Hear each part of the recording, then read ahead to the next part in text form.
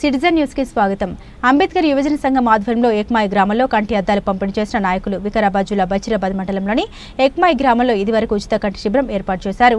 ఈ సందర్భంగా గ్రామంలో 100 మందికి ఉచిత చికిత్స చేశారు. 64 మందికి కంటి అద్దాలు పంపిణీ చేశారు.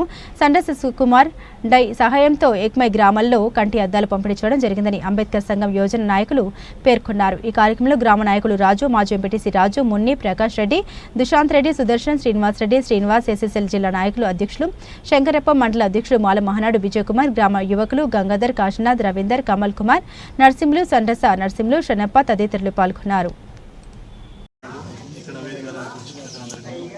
ఈ అంబేద్కర్ యువ సంఘం వాళ్ళు కంటి పరీక్ష నిర్వహించి అందరు బీదోళ్ళందరికీ అద్దాలు చేయడం చాలా మంచి కార్యక్రమము.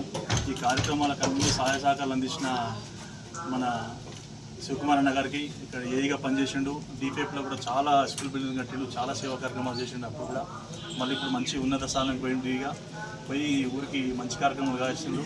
ఇటువంటి కార్యక్రమాలు ఇంకా కొన్ని ఊళ్ళో కూడా అందరికీ చేస్తే బాగుంటుందని మా బషా మన తరఫున అందరికీ కూడా మా శివకుమార్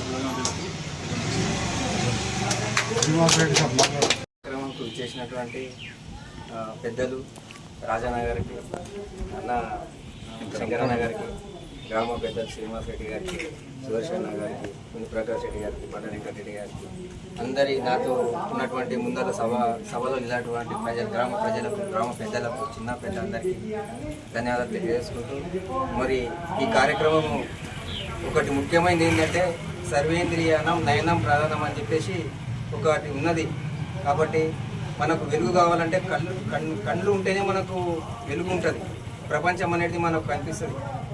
కాబట్టి ఈ కార్యక్రమం ముందుకు వచ్చి మనం ఒక ఎంప్లాయీగా ఉండి మన ఊరు తరఫున శివకుమార్ అన్న ముందుకు వచ్చి ఈ స్వచ్ఛంద సంస్థ నుంచి ఈ కార్యక్రమాన్ని ఏర్పాటు చేసుకొని మరి కంటి పరీక్ష నిర్వహించి అందరికీ కూడా అందుబాటులో ఉండి నిర్వహించినందుకు మరి అటువంటి వాళ్ళకి ఇప్పుడు అద్దాలు కూడా వచ్చినాయి. ఒక 60 మంది పేర్లు ఏమున్నాయంటే నాకు తెలిసి అలాంటి వాళ్ళు అందరికీ లబ్ధిదారులు వచ్చి తీసుకొని మరి ఇంకా ముందు కార్యక్రమం ఇంకా కొనసాగించాలని చెప్తూ ఈ కార్యక్రమం చేసిన పెద్దలందరికీ ఒక్కసారి అవకాశం ఇచ్చినందుకు ధన్యవాదాలు తెలియజేస్తున్నాను. మంచి దినము, మంచి కార్యక్రమము.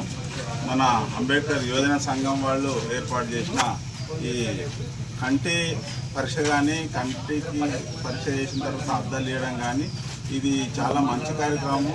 చాలామందికి కన్ను కనిపించక ఆరోగ్యం బాగాలేకున్నా కొంత తట్టుకొని నిలబడతాడు, ఏదో మందులు తీసుకొని బాగా చేసుకుంటాడు. కానీ ఈ కన్ను అనేది లేకుంటే అసలు మొత్తం ఈ లోకం అంతా అంధకారం అయిపోతుంది.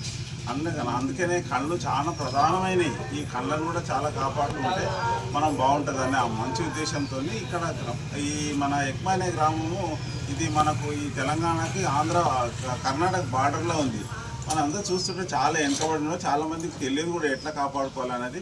ఈ సంఘం వాళ్ళు ఏర్పాటు చేసి టెస్టులు చేయించి ఈరోజు అద్దాలు వాళ్ళకు సూటబుల్ ఏదైతే కంటికి పరీక్ష చేసిన ఉంది కదా దాని ప్రకారము ఏదైతే అద్దాలు తెచ్చారో అవి అద్దాలు అందరు తీసుకున్న వాళ్ళు కూడా వీళ్ళందరూ కూడా చాలా కొద్దిగా ఒక రకంగా అదృష్టవంతులు.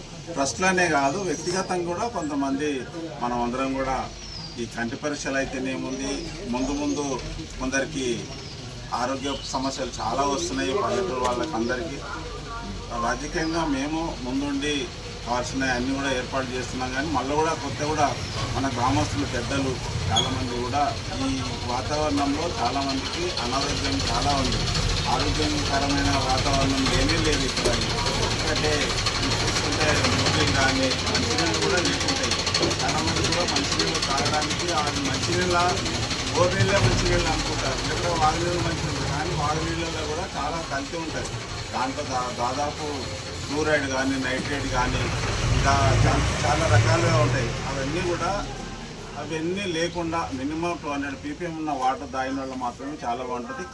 నీళ్ళతో కూడా కంటి సమస్యలు వస్తాయి, రేడియేషన్తో కూడా వస్తాయి. రేడియేషన్ కూడా మనకు తెలియదు. ఇక్కడ మన ఏరియాలో చాలా గన్లు ఉంటాయి కాబట్టి గన్ల రాళ్లలో ఎట్లాంటి రేడియేషన్ ఉండేది అనేది మీ అందరికీ తెలుసు, మాకు తెలుసు ఏం రేడియేషన్ ఉండేది అనేది.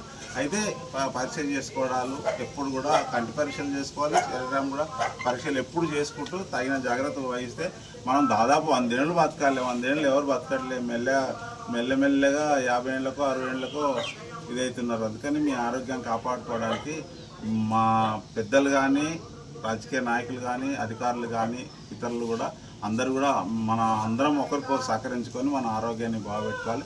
ఈరోజు ఈ కంటి అద్దాలు డిస్ట్రిబ్యూట్ చేసేదానికి నన్ను కూడా నాకు కూడా సంతోషం అనిపించి మీ అందరికీ ధన్యవాదాలు. శ్రీనివాస్ రెడ్డి గారు, రాజన్న, శంకరన్న, సుదర్శన్ గారు, ప్రకాష్ రెడ్డి, శ్రీనివాస్, రాజు, అందరూ గ్రామ పెద్దలు వచ్చినటువంటి మీ అందరికీ ధన్యవాదాలు. ఇక్కడ పోయిన సంవత్సరం కూడా ఇక్కడ ఒక కార్యక్రమం జరిపించినాము. Tailoring training and computer training 40 మందికి ట్రైనింగ్ కూడా కంప్లీట్ చేసి సర్టిఫికేట్ ఇవ్వడం జరిగింది. లాస్ట్ వీకే పోయిన నెల సెకండ్ సాటర్డే రోజు వచ్చినాను. వాళ్ళందరికీ కూడా చాలా సక్సెస్ఫుల్గా పూర్తి చేయడం జరిగింది. అది చాలా ధన్యవాదాలు, సంతోషం. తర్వాత ఈ కార్యక్రమము తలపెట్టాలని అనిపించింది. నాకు ఒక BSG bond to serve group అని ఉంది. బాండ్ టు సర్వ్ గ్రూప్ అంటే విజేందర్ అని మా దగ్గర బంధువు వాళ్ళ కుమారుడు సౌదీలో ఉంటాడు. అబ్బాయి ఇంజనీరు, నాకు మామ అంటాడు.